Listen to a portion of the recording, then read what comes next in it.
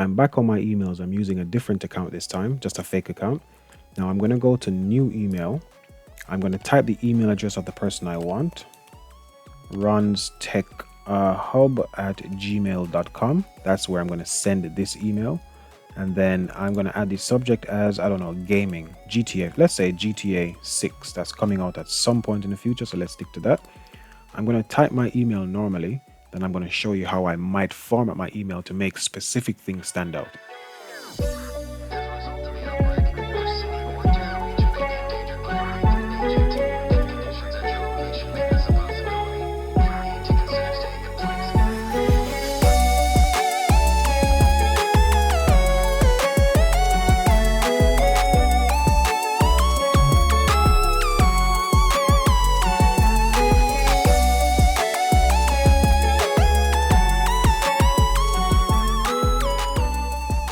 This is my email more or less finished being written.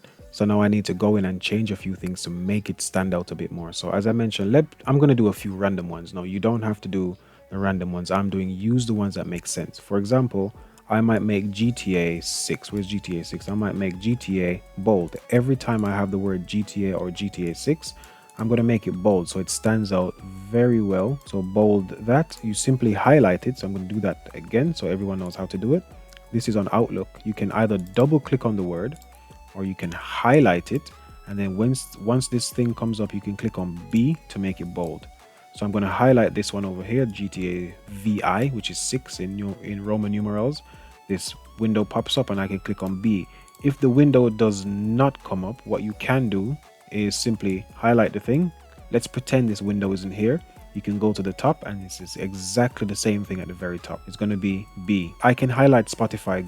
I think Spotify's icon is green. So I'm going to give that some green text. So I'm going to go to font color again. I highlight it. The thing pops up and I'm going to change it from black to a green looking font color. Spotify is green. YouTube music, I believe YouTube is red. So I'm going to highlight YouTube music there. Once that thing comes up, let me use the other one. Pretend this hasn't popped up. I go to the top. I change it from green and I change it to a reddish pinkish looking color.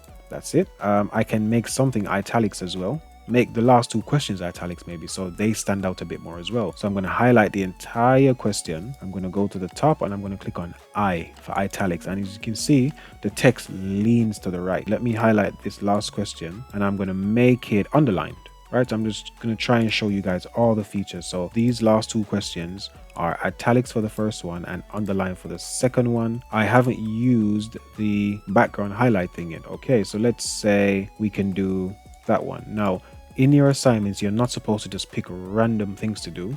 You're supposed to pick the thing that makes the most sense. And if you're just watching this video just to learn how to send emails in general, only highlight the things that make the most sense.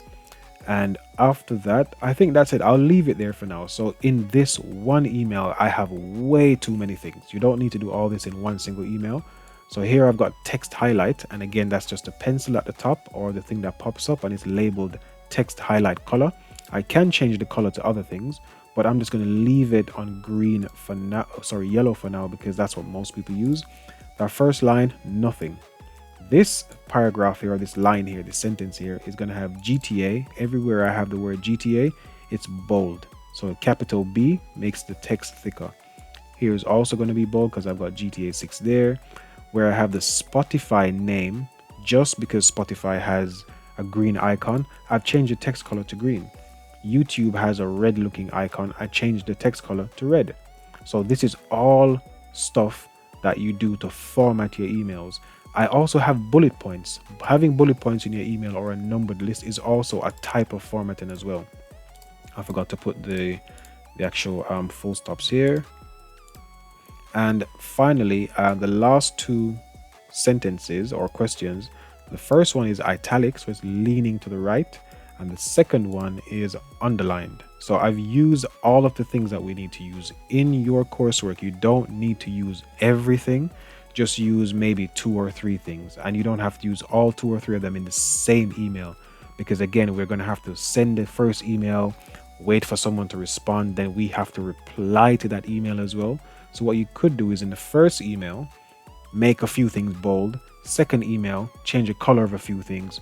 Third email, we have a check a bullet pointed checklist like this. Fourth email, we italic and underline a few things to make it stand out. And that would have covered almost everything that we need to do. Hopefully that was useful.